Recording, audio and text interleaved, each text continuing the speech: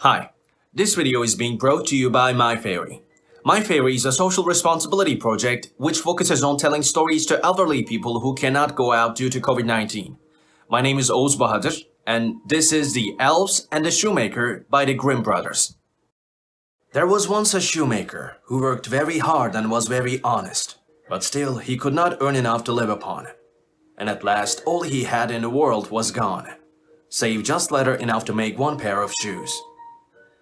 Then he cut his leather out, all ready to make up the next day, meaning to rise early in the morning to his work. His conscience was clear, and his heart light amidst all his troubles. So he went peaceably to bed, left all his cares to heaven, and soon fell asleep.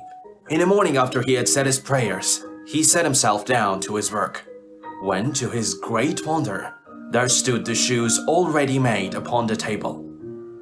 The good man knew not what to say or think at such an odd thing happening. He looked at the workmanship. There was not one false stitch in the whole job. All was so neat and true that it was quite a masterpiece.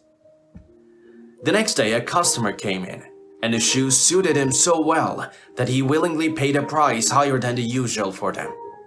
And the poor shoemaker with the money bought leather enough to make 2 pairs more. In the evening he cut out to work and went to bed early, that he might get up and begin betimes next day.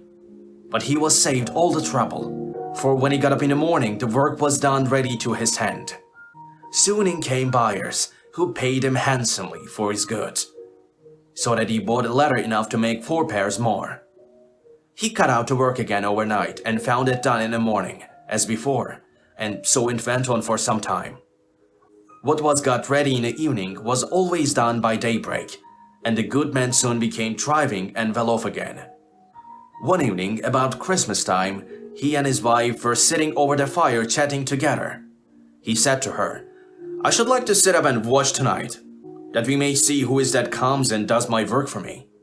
The wife liked the thought, so they left a light burning and hid themselves in a corner of the room, behind a curtain that was hung up there, and watched what would happen. As soon as it was midnight, there came in 2 little naked dwarfs, and they set themselves upon the shoemaker's bench, took up all the work that was cut out, and began to ply with their little fingers, stitching and wrapping and tapping away at such a rate that the shoemaker was all wonder, and could not take his eyes off them. And on they went till the job was quite done, and the shoes stood ready for use upon the table. This was long before daybreak, and then they busted away as quickly as lightning.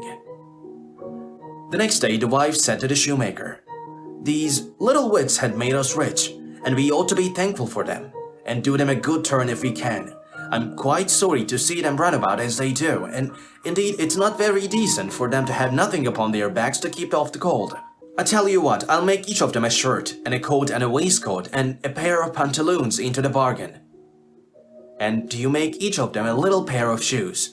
The thought pleased the good cobbler very much, and one evening when all the things were ready, they laid them on the table, instead of the work that they used to cut out, and then went and hid themselves to watch what the little elves would do.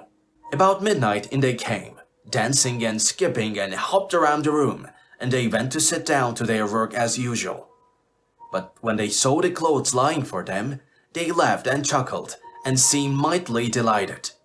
Then they dressed themselves in the twinkling of an eye, and danced and capered and sang about as merry as could be, till at last they danced out at the door, and away over the green. The good couple saw them no more, but everything went well with them from that time forward, as long as they lived.